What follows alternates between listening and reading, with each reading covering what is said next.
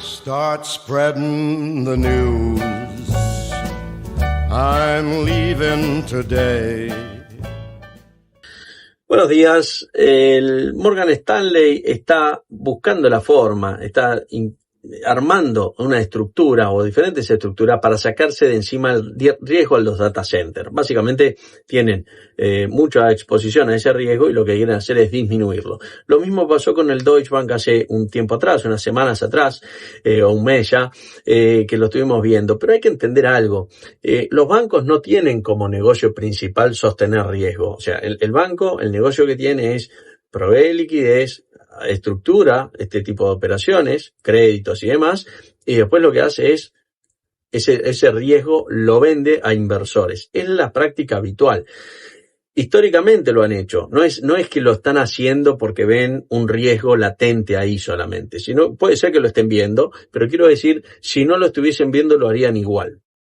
Porque justamente es el negocio de los bancos, no es ser lo que llaman un risk taker, sino que lo que hacen es estructuran, monitorean y trasladan el riesgo. Y lo que ganan es un spread. Es lo mismo que sucede cuando toman dinero a una tasa y la colocan a otra. Es la misma idea. Ahora, en ese caso, bueno, lo que vemos es que los bancos que duraron un montón de años, básicamente lo hicieron bien. Y los que no lo pudieron hacer o los que lo hicieron mal, por ejemplo, en la crisis del 2008, que no pudieron sacarse encima esos activos, en ese caso fueron activos medio complicados y fueron tóxicos, bueno, pagaron las consecuencias. Con lo cual, es esperable que ante cualquier exposición o alta exposición a un determinado riesgo, se lo quieran sacar de encima. Por supuesto que si además ven que el activo está medio calentito, con más ganas se lo van a sacar de encima y más rápido, ¿no? Algo que hay que tener en cuenta esta semana y la semana anterior, bueno, la semana anterior fue Día de Acción de Gracias, entonces hubo poco volumen en el mercado. Esta semana también está habiendo poco volumen, habrá que ver si se normaliza esto. Siempre cuando hay poco volumen hay que ir con cuidado, ¿no? Porque significa que hay muchos jugadores, bueno, que están afuera, obviamente.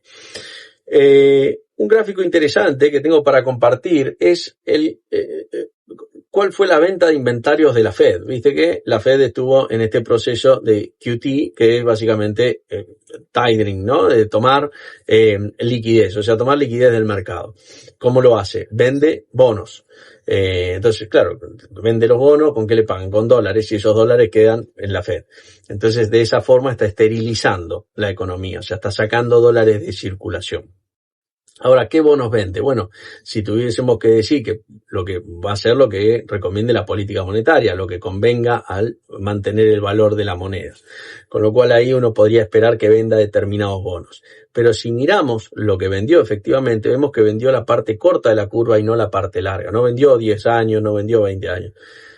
Y eso, la interpretación es que hay una dominancia fiscal. ¿Qué significa dominancia fiscal? Que está haciendo lo que le conviene hacer al Tesoro, lo que le conviene que el Tesoro haga, ¿no? ¿Me explico? Que está haciendo lo que el Tesoro necesita que haga, no lo que conviene a la política monetaria. ¿Y esto qué significa? Bueno, que si venden bonos a 10 años, por ejemplo, de duration 10 años, lo que va a pasar con esos bonos es que van a bajar de precio. Si bajan de precio, suben las tasas y el Tesoro se financia más caro. Ese sería un problema para el Tesoro. Por eso parece ser que no lo estuvieron haciendo. Con lo cual, la liquidez funcionó en una parte de la curva, la toma de liquidez, y no funcionó en otra. O sea, que lo que podemos decir es que las tasas están artificialmente bajas en 10 años y demás. Esto es algo de lo más crítico, significa que se viene todo abajo y que no, tampoco significa eso. Significa que a mediano o largo plazo, a nivel económico, ya si analizamos un poco la macro y pensamos un poco qué puede pasar con Estados Unidos, podemos inferir, podemos imaginar que va a haber algunos problemas de credibilidad, por supuesto, en la Fed, y que va a haber algunos problemas de inflación persistente. Y después tenemos que hablar de algunos, Japón, la tasa de 20 años está en el máximo desde el año 2007. Y eso, bueno, ya empieza a tener sentido. ¿Por qué? Porque también estamos viendo que el yen se está apreciando. Entonces, ¿qué está pasando ahí o qué podemos inferir? Bueno, si las tasas suben, el yen se aprecia y vemos que por ahí hay que ver qué pasa con los activos en Estados Unidos, pero uno podría inferir que sí, el carry se empieza a desarmar levemente. ¿Por qué?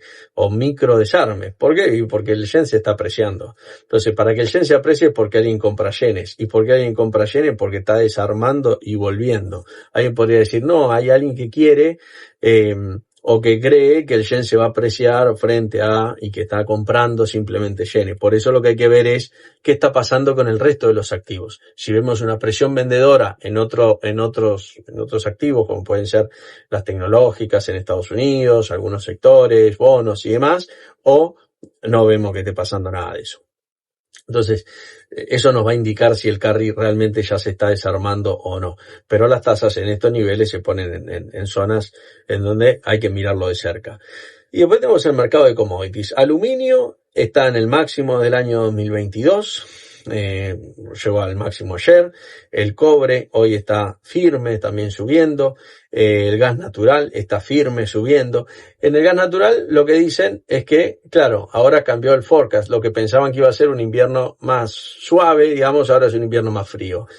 Estas cosas tienen sentido. Lo dijimos, o lo dije hace unas semanas, o ya como un mes o dos, cuando hablé del gas natural.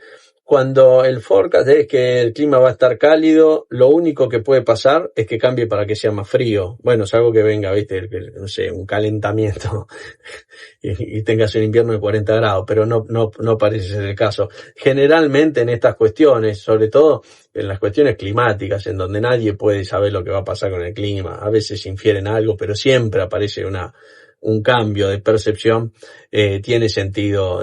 Con la soja y demás, con todo pasa lo mismo. En los commodities pasa bastante, sobre todo cuando el consenso está muy de un lado, ¿no? Así que bueno, básicamente eso es lo que está pasando, ese fue el cambio. El cobre, como dije, se mantiene firme, y después tenemos oro y plata, ¿no? La plata, lo que estamos viendo que también está en zona de máximos, ayer bajó un poco, corrigió levemente, devolvió lo que estaba ganando, un parte, ¿no? Pero sigue firme. Y el oro, con volatilidad muy alta, la plata también, pero el oro tiene volatilidad más alta y está más lateral, digamos, y no pareciera estar en la misma situación que la plata, en donde hay, como dijimos, algunos faltantes en el físico, o esa es la sensación, porque vemos que están saliendo reservas o warrants, digamos, que estaban en el CME, ¿no? Entonces, lo había mencionado, creo, con el cobre en el London Metal Exchange, pero también está pasando con la plata en el CME. Ese es el punto de por qué la plata está tan firme. Y en el oro, lo que voy a hacer es un Iron Condor. En realidad lo hice ayer, pero antes de compartirlo, te voy a dejar que vos me digas cómo lo hubieses hecho. La idea es que vos me digas cómo hubieses armado el Iron Condor o cómo lo armarías hoy. Es un Iron Condor, no es cualquier estrategia, o sea, no es que me digas cualquier estrategia y no, yo armaría en realidad un doble ratio invertido, no, un Iron Condor.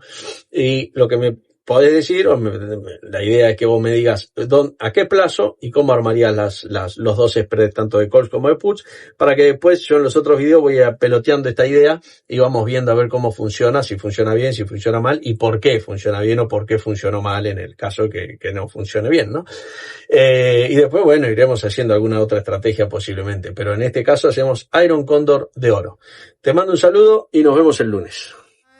To the moon, let me play among the stars, and let me see what spring is like on